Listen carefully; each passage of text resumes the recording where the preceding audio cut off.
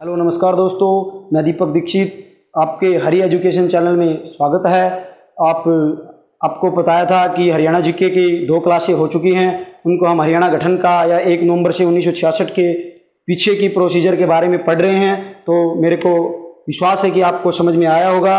आपने सब्सक्राइब या हमारे चैनल को अभी तक शेयर नहीं किया है तो हमारे चैनल को सब्सक्राइब करें, शेयर करें, लाइक करें, ज़्यादा से ज़्यादा लोगों को बताएं और हमसे ज़्यादा से ज़्यादा जुड़ें। और भी हमने जो बताया था कि हरियाणा की 2 क्लासों में कि 1858 की क्रांति के बाद हम जे.सी. शाह आयोग तक पहुंच गए थे कि जे.सी. शाह आयोग ने अपनी कब गठन किया और रिपोर्ट पेश कर दी थी। उसके आगे की क्लास में हम अब बताएंगे कि आगे का क्या प्रोसीजर था। तो दोस्तों देखिए, तो दोस्तों हमने बता दिया था कि भाई जे.सी. शाह आयोग 23 अप्रैल 1966 को बनाया गया था और इसकी रिपोर्ट पेश कर दी थी इन्होंने 31 मई को सर्वे करके। तो आगे हम बताते हैं कि भाई रिपोर्ट बन गई, सर्वे बन गया। उसके बाद बात आती है कि भाई सिफारिश। उसके बाद सिफारिश करने के लिए एक व्यक्ति का नाम आता है हरियाणा में कि भाई हरियाणा बनाने, एक क्वेश्चन सीधा ही एचएसएससी पूछता है कि भाई हरियाणा बनाने की सिफारिश किसने की। तो भाई वो सिफारिश करने वाला व्यक्ति कोई और नहीं, हमारे हरियाणा के ही भिवानी के हुकम सिंह जी थे। कौन थे भाई? हुकम सिंह जी थे। और हुकम सिंह जी ने ही हरियाणा बनाने को सिफारिश की। भाई दोस्तों आपसे पूछे कि भाई हुकम सिंह के ही ऐसी क्या जरूरत थी कि भाई हरियाणा और पंजाब बनाने की अलग की मांग यही करे। तो दोस्तों उस टाइम पे ये जो लोकसभा थी उसके स्पीकर थे। और आपको मालूम है कि अध्यक्ष एक बहुत बड़ी पावर होता है और अध्यक्ष जो कहे तो उस चीज़ को मान लिया जाता है, लोकसभा में पारित कर लिया जाता है। तो हुकम सिंह उस टाइम पे लोकसभा के स्पीकर थे और यही हुकम सिंह ने हरियाणा बनाने की सिफारिश की थी। दोस्तों अब बात आता है कि सिफारिश करने के बाद, ये सिफारिश तो इसने कर दी, अब बात आएगी कि भी ये लोकसभा में बात कब पारित हुई या लोकसभा में इस चीज को लेकर कब मुद्दा उठा या लोकसभा में हरियाणा गठन की बात कब गई। तो ये कई बार आपसे पूछा जा सकता है। तो भाई 18 सितंबर 1966 को ये बात लोकसभा में पारित हुई कि भाई 18 सितंबर को क्या हुआ, सर्वे को देखा गया, हुकम सिंह की सिफारिश को देखा गया। और हुकम सिंह जी हमारे भिवानी के ही हैं जो बाद में हरियाणा के सीएम भी बनते हैं। तो दोस्तों लोकसभा में पारित 18 सितंबर 1966 को हो गई थी। और होने के बाद भाई पारित के बाद आता है कि भाई उन्होंने पारित के बाद 1 नवंबर 1966 का जो ऐतिहासिक दिन था वो हमारे हमेशा याद रहेगा। इस दिन हरियाणा और पंजाब एक अलग अलग राज्य बन गए थे। दोस्तों अलग हो गया था, हरियाणा अलग राज्य बन गया, पंजाब एक अलग राज्य बन गया। हरियाणा भारत का 17वां राज्य बना और 17वां अगर आपसे पूछे तो 16वां पंजाब हो गया और 17वां हरियाणा हो गया। अब हरियाणा एक अलग राज्य बन गया, क्षेत्रीय आधार पर बांटा गया था। तो बहुत सी चीजें आएंगी कि एक राज्य बनने के लिए तो क्या क्या चीजें की जरूरत होती है, किन किन चीजों की आवश्यकता है। तो हम बताते हैं कि भाई जो 17वां राज्य बना, एक क्वेश्चन बहुत सी बुकों में गलत भी है और गलत भी पढ़ा जा रहा है। आपसे पूछेगा कि भाई ये हरियाणा बन गया तो हरियाणा बनाने का संशोधन पूछेगा आपसे। तो कंफ्यूज नहीं होना, ना आपको 7वां करना है ना आपको 17वां करना है, आपको 18वां संविधान संशोधन करना है। दोस्तों कौन सा संविधान संशोधन करना है? दोस्तों 18वां संविधान संशोधन करना है। तो यही एक्यूरेट है, यही एचएसएससी डालती है और यही राइट आंसर है। तो हरियाणा बनाने का संविधान संशोधन कौन सा था दोस्तों? 18वें संविधान संशोधन के तहत बनाया गया। आपसे पूछा जाए कि 1 नवंबर 1966 को हरियाणा किस राज्य से अलग हो गया? भाई पंजाब से अलग हो गया। और पर एक बात आ गई कि भाई 1 नवंबर 1966 को अलग हो गया तो अलग होते ही हमारी राजधानी की बात आएगी। तो भाई हरियाणा की भी राजधानी वही है चंडीगढ़ और भाई पंजाब की राजधानी भी चंडीगढ़ है। तो दोनों की राजधानी सेम है। ऐसा हो सकता है दोस्तों कि कोई भी एक शहर या जगह 2 या 2 से अधिक स्टेटों की राजधानी हो सकती है। तो चंडीगढ़ हमारी भी राजधानी है और पंजाब की भी आज भी है। लेकिन ये आया कि भाई इसको मिलाएं किसमें, पंजाब या हरियाणा में, लेकिन इसको किसी में नहीं मिलाया गया। 1 नवंबर 1966 को ही चंडीगढ़ को यूटी बना दिया गया, मतलब केंद्र शासित केंद्र शासित प्रदेश घोषित कर दिया गया। तो ये क्वेश्चन भी इंपॉर्टेंट है कि चंडीगढ़ पुलिस में भी आ सकता है कि चंडीगढ़ को केंद्र शासित प्रदेश का दर्जा कब दिया गया दोस्तों। तो भाई 1 नवंबर 1966 को। तो हरियाणा बना, पंजाब अलग हुआ और चंडीगढ़ केंद्र शासित प्रदेश बना। तो 1 नवंबर की डेट के क्वेश्चन हैं, आपको याद करने हैं। अब आते हैं कि हरियाणा बन गया, उसके बाद की आगे की क्या क्या कार्य प्रणाली है वो हमें पता होनी चाहिए और उसके बारे में हमें ज़रूर जानना चाहिए। तो दोस्तों जैसे ये हरियाणा बना, कैसे कैसे क्या क्या प्रोसीजर हुआ, इनसे जो मोस्ट क्वेश्चन थे वो मैंने बता दिए। और अब हम बात करेंगे कि भी कोई भी हरियाणा बनने के बाद मुख्यमंत्री, गवर्नर, स्पीकर ये सभी की जरूरत पड़ती है। तो दोस्तों पहले हमें ये बात याद रखनी है कि भी उस टाइम पे जो भी चीज़ें बनी, जो भी व्यक्ति को जो पोस्ट मिला या पद मिला, वो सारे नियुक्त किए गए थे। इलेक्शन या मत नहीं हुए, चुनाव नहीं हुए। तो ये आपको जरूर याद रखना है। कभी आपसे पूछा जाए कि भाई हरियाणा में ऐसा कौन सा मुख्यमंत्री था जो बिना मतों के चुना गया, तो भाई पहला ही मुख्यमंत्री था, पहला ही स्पीकर, लोकसभा स्पीकर भी बिना मतों के ही बना था। वरना स्पीकर बनने के लिए लोकसभा में मतलब सीट होनी चाहिए, लोकसभा विधानसभा जीत के आना चाहिए, लोकसभा या विधानसभा से होना चाहिए। तो ये आपको पता होना चाहिए कि भाई 1 नवंबर 1966 को जब हरियाणा भारत का 17वां राज्य था तो हमें कितना टोटल एरिया मिला, तो भाई 44,212 वर्ग किलोमीटर। एक बार जेईई सिविल इंजीनियरिंग का पेपर था, उसमें पूछा गया था कि भाई थोड़ा स्टैंडर्ड हैवी कर दिया कि भाई स्क्वायर मील में पूछ लिया था। तो आपको याद रखना है कि हरियाणा का क्षेत्रफल स्क्वायर मील में कितना है। तो 170 स्क्वायर मील हरियाणा का क्षेत्रफल है भाई स्क्वायर मील में। पंजाब हमसे बड़ा है, तो पंजाब का हमें यही याद रखना है कि पंजाब हमसे बड़ा है।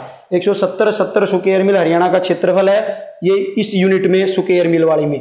तो हम दोस्तों आगे बात करते हैं, इतना क्षेत्रफल हमें मिल गया, पंजाब हमसे बड़ा है।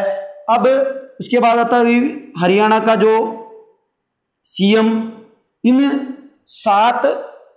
क्षेत्रफल में हरियाणा के जो 7 जिले थे, कितने जिले थे दोस्तों? 7 जिले थे। इनमें कितने जिले थे?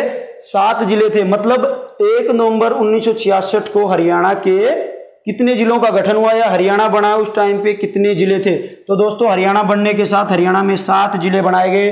जो अगर याद रखने की अच्छी लाइन बता देता हूं, ये हमें याद रखना है। अगर आप इन 7 जिलों का कभी भी गठन की डेट पूछेगी तो आपको 1 नवंबर 1966 ही करना है।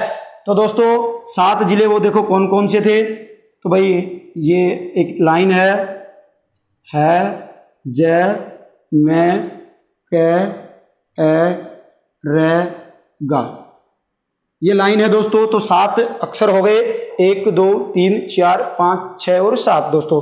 तो आपको यही वो 7 अक्षर हैं जो आपको बताएंगे कि इन 7 जिले कौन कौन से थे या इन 7 जिलों में कौन कौन सा था। भाई है से आपको सभी को मालूम है, भाई हिसार है जो हरियाणा के गठन का जिला है, जींद है भाई हरियाणा के गठन के टाइम का, महेंद्रगढ़ है हरियाणा के गठन के टाइम का है, करनाल है, अंबाला है।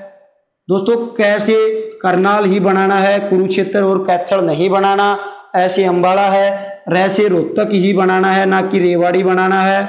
तो भाई रोहतक और गा का मतलब आप सभी को जानते हैं, गुरुग्राम। पहले गुड़गांव था, अब क्या हो गया भाई, गुरुग्राम हो गया है। तो गुरुग्राम, ये गुरुग्राम, गुड़गांव से गुरुग्राम कब हो गया भाई? 12 अप्रैल 2016 की डेट को गुड़गांव से गुरुग्राम बन गया। ठीक है दोस्तों, ये डेट याद रखना है। तो ये जो 7 जिले हैं, इनमें ही काट काट कर, इसको काटा, इसको इनसे ही काट काट कर आज के दिन हरियाणा में भाई 22 जिले हो गए हैं। जो लास्ट टाइम जिला बनाया था वो चरखी दादरी हरियाणा का 22वां जिला है। तो आपको याद रखना है कि आज 22 जिले हैं और उस टाइम पे हरियाणा गठन के टाइम पे हरियाणा में 7 जिले थे दोस्तों। बाद में इनको ही काट काट कर अलग अलग किया गया है दोस्तों। तो ये वो 7 जिले हैं जो इस टाइम पे थे। अब हम पढ़ते हैं आगे कि भाई हरियाणा जब बन गया तो हरियाणा का पहला मुख्यमंत्री, ये मुख्यमंत्रियों के भी 3-4 क्वेश्चन ऐसे हैं जो कंफ्यूज करते रहते हैं, बार बार पेपर में आते भी हैं।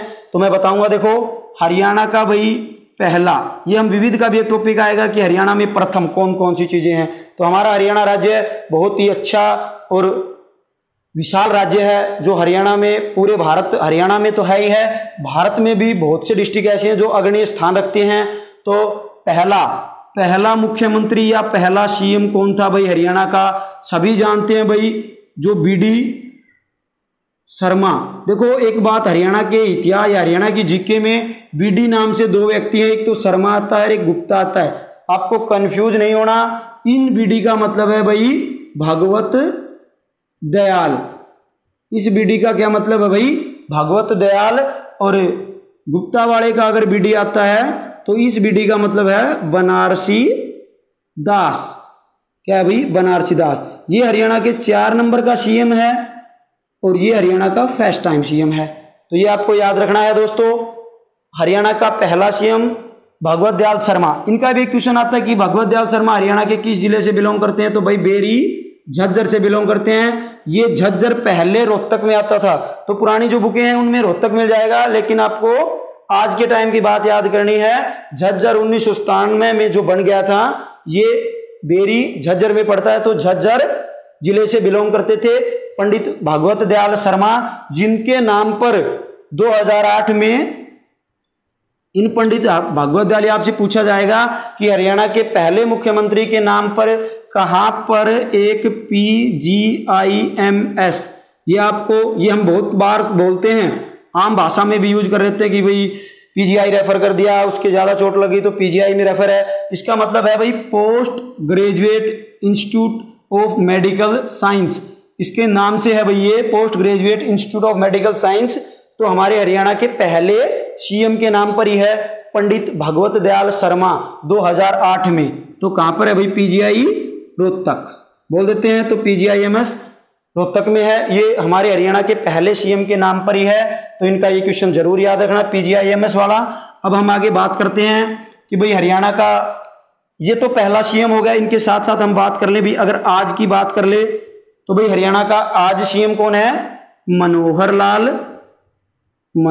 लाल खट्टर जी हैं। मनोहर लाल खट्टर जी हैं। ये हमारे हरियाणा के पैतृक गांव, तो इनका एक बार पूछा था, इनके गांव का नाम है भाई बनियानी।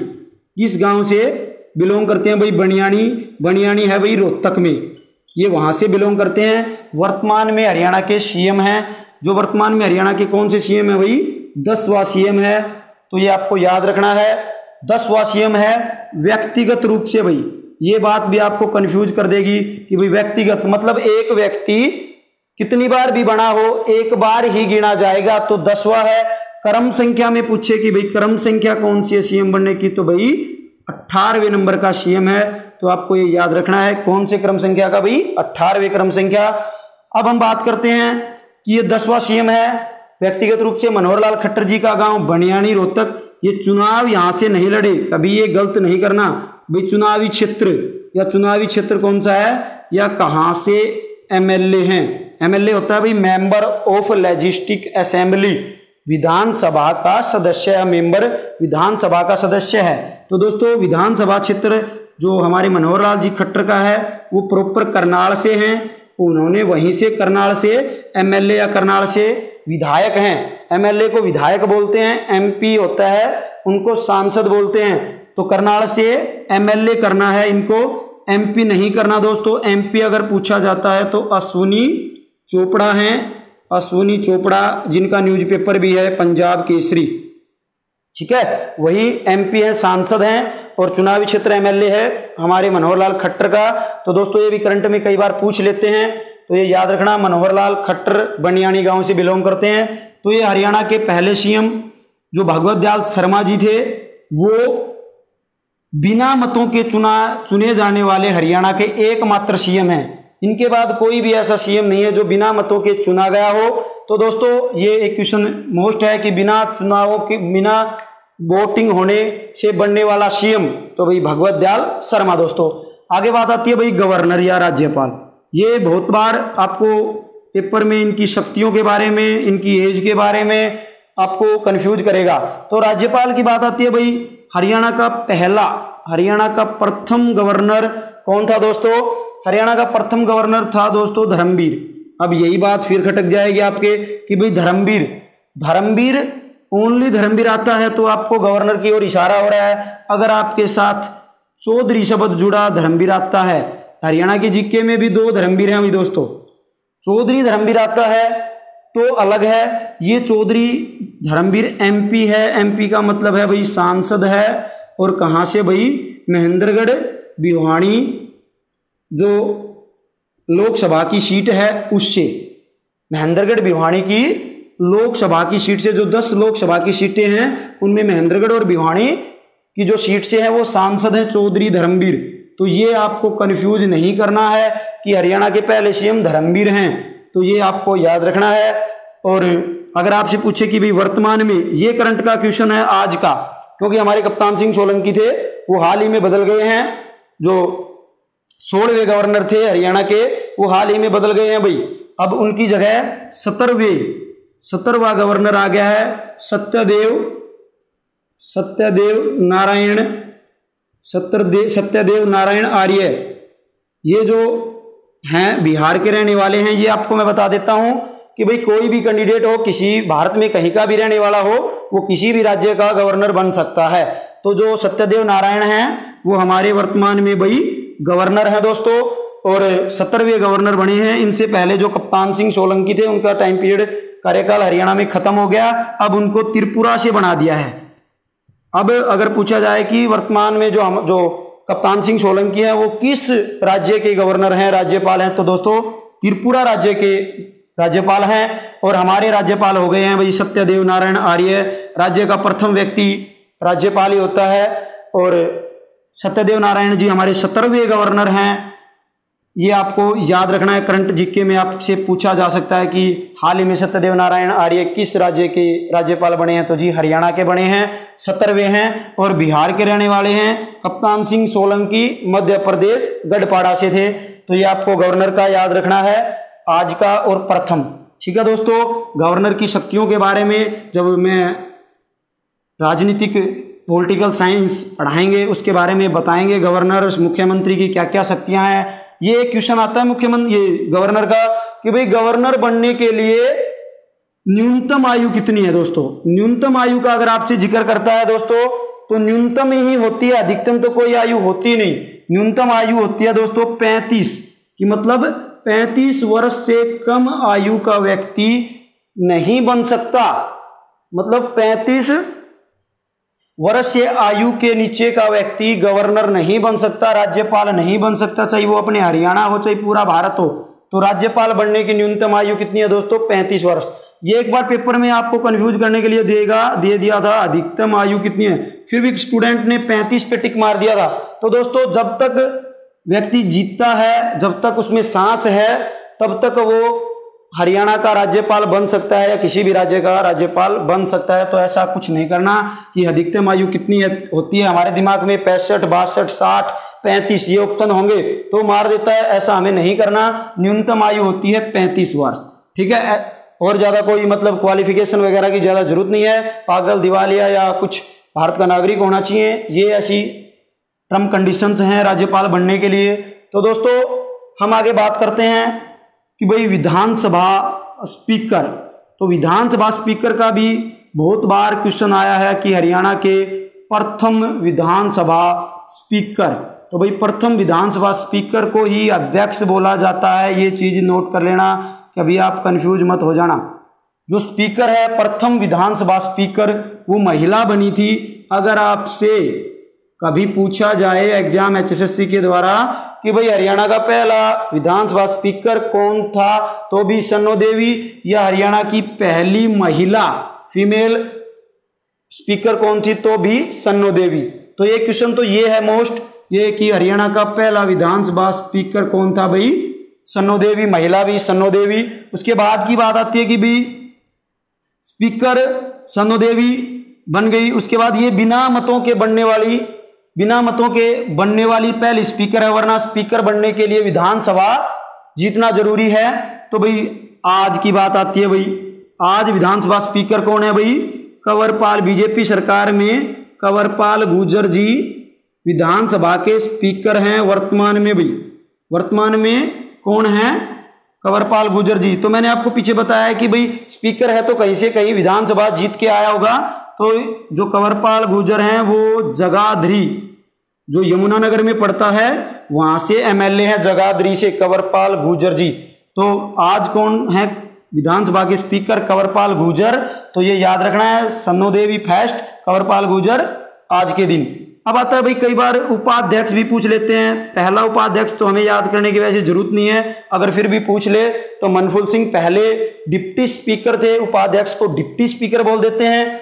और आज के दिन वर्तमान का उपाध्यक्ष पूछ सकता है आपसे। तो वर्तमान में जो उपाध्यक्ष है वो है संतोष देवी है भाई। महेंद्रगढ़ चुनावी जो क्षेत्र है अटेली से संतोष देवी विधानसभा की डिप्टी स्पीकर हैं।